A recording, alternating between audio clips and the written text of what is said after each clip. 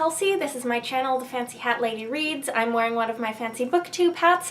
Happy New Year! This is going to be my second video for me this evening because I still have to film and upload my December monthly recommendations before the stroke of midnight. I will tell you, I'm perilously close to like dropping off to sleep and just zonking out and missing New Year's this year, so this is gonna keep me awake, right? Anyhow, Monthly Recommendations is a Goodreads group created by Trina from Between Chapters and Kayla Rain. I'll link the group below so you can check it out for more information. Every month there's a new topic and you can create a list of books for recommendations for that topic. And December's topic is New to You Authors of 2017. These can be debut authors, but they can also be authors you just read for the first time this year. I have a few debuts on this list, but a bunch of them are not. But these are all authors that I'm hoping to read more from in the future, whether or not they have other books out at the moment. Interestingly, we did this topic last year, and I went back as I was making this list and looked at what authors I had chosen last year and asked myself whether or not I had actually read any more books by those authors this year. And I found that I had picked like a really short list. Like I had only put like 5 authors on that list last year, and of them, like I'd only read more books by one of them in 2017. I'd also made a list of honorable mentions in my description for that video, and it turned out I'd read a lot more books by the people who were honorable mentions. So I'm not relegating any authors to honorable mentions this year because you never know which authors are the ones you're going to be loving in the future. This is a long list of like 13 authors, and I'm just going to plow through them all really quick and tell you what I read by them and whether or not I have plans to read something else. The first author on this list is Anna Marie McLemore. I read this book. This is the first book that I finished in 2017. I remember a year ago today on New Year's Eve wondering whether or not I was going to finish it on time to count it for my 2016 books, and it didn't happen. I fell asleep with a few chapters left to go, and I finished it on the 1st. Since then, I have bought the other 2 books that this author has published, her previous novel, which was her debut, The Weight of Feathers, and I also pre-ordered her new novel that came out this year, which is Wild Beauty. I'm still looking forward to reading both of those. I was hoping to read Weight of Feathers before Wild Beauty, but it's looking like that's not going to happen. But what this author does is lushly written YA magical realism. Next, I have Katherine Arden, author of the Winternight Trilogy, the first of which is the Barons and Nightingale.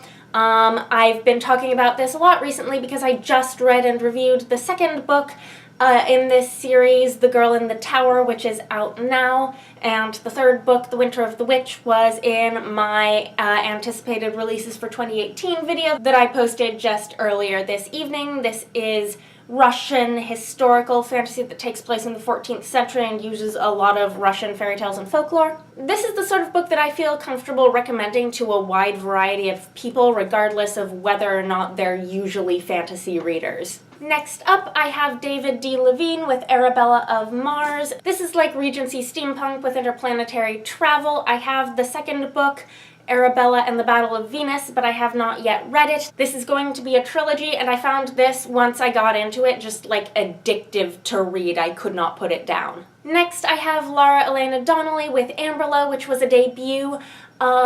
This is now going to be a trilogy that hadn't yet been announced when I read the book. I'm looking forward to the sequel, which is going to be called Armistice. This is 1930s inspired non-magical fantasy with the rise of a fascist regime. It's got a lot in common with the musical Cabaret, and it's sort of a gut punch of a book where characters you really like do really terrible and unforgivable things. As I said in my anticipated releases video, I sort of think this series should be adapted for television. Next, I have N.K. Jemisin. I read the entire Broken Earth trilogy this year. I had sort of intended to read the 100,000 Kingdoms first because I owned that first.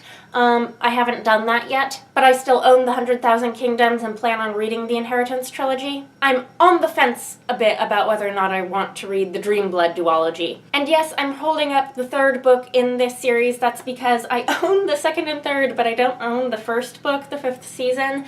I have read them all. I'm just apparently acquiring them in reverse order. Next on this list, I have Ellen Klages. It occurs to me I still don't know if I'm pronouncing her name correctly because I've heard it said several different ways. That's just kind of how it looks to me. I could be totally wrong. The book I'm holding up here, Passing Strange, is her Tor.com novella that came out this year. It was not the first thing I read by her this year, though. The first thing I read by her was her short story collection, Wicked Wonders, which I got on NetGalley, and I liked it enough that I went out and immediately bought this and read this as well. What I've read from her so far is sort of quiet and introspective with like a vintagey, nostalgic flair. She also writes a lot of queer female characters, and her writing is variously speculative. Some of what she writes is more fantastical and some of it is not. I read a lot of things by graphic novel creators who were new to me in the year. For the most part, I'm not including them in this list, though, because it gets confusing listing authors when those graphic novels are very collaborative. Also, I'm sort of new to graphic novels, so, like, new to me graphic novels as a category, although I had read a few in 2016. And 2017 was the first year I read a significant number of graphic novels. But the one graphic novelist that I've got on this list is going to have to be Isabel Greenberg. I have read both of her early Earth graphic novels. I started with the 100 Nights of Hero, though, which was her second graphic novel set in this world, and it was my favorite of the two. Next, I have to have Susanna Clarke on this list. Jonathan Strange and Mr. Norrell was maybe my favorite single book that I read in the year. This is her magnum opus. It's the only thing she's written apart from some short stories. I do own her short story collection, The Ladies of Grace Adieu, and other stories. So I'm very much looking forward to reading that because there's, you know, nothing else, and I want to read all of the things there are. I don't have my copy of this on hand right now because I loaned it to my mother. Next on this list is an author who is super far from being a new author. This is one of the oldest authors that I read this year. This is Lord Dunsany. I read The King of Elfland's Daughter, which is a fantasy classic from the 1920s. I keep forgetting the exact year. 1924.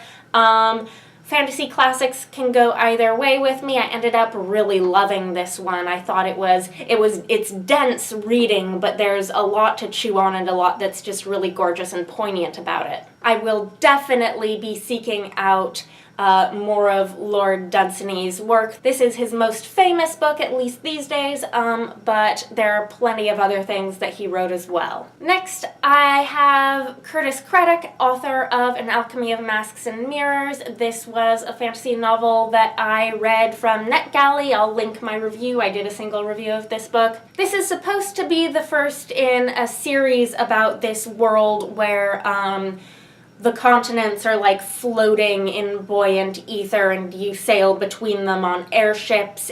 This resembles very strongly 17th century France and Spain, except that the world is like totally different. But anyways, this is supposed to be the first of a series of books set in this world, but it works as a standalone, and there are no future books announced at this point. Next, I have Sylvia Moreno-Garcia. I read The Beautiful Ones, which is her most recent novel, which is a fantasy of manners with high society romance, courtship, and telekinesis. All of her books seem like they are really different from one another, and so I'm very interested to try some others. I have just started reading her novella, Prime Meridian, which is science fiction. I have that on NetGalley, so I should be reviewing it soon. And I also have her first novel, Signal to Noise, out from the library right now. And that one is magical realism that's gotten incredibly high praise. Next, I have Genet Engel for her debut novel, Under the Pendulum's Sun, which is